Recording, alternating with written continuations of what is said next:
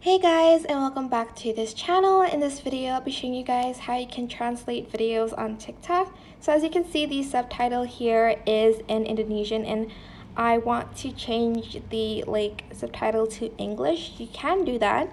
Just go to your profile, go to the three lines on the top right corner right here, and go to settings and privacy.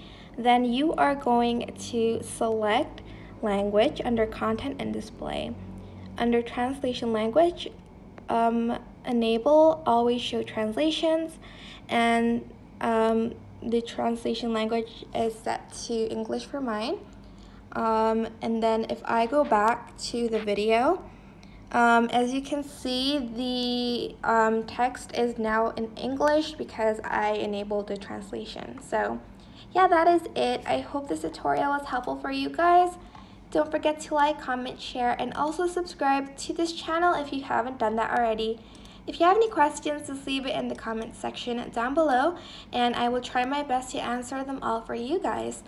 If you found this video helpful, don't forget to, select the thanks on the description box down below if you'd like. It's not necessary, but if you do find it helpful, it would mean a lot to me. So yeah, that is it. Thank you so much for watching. Bye!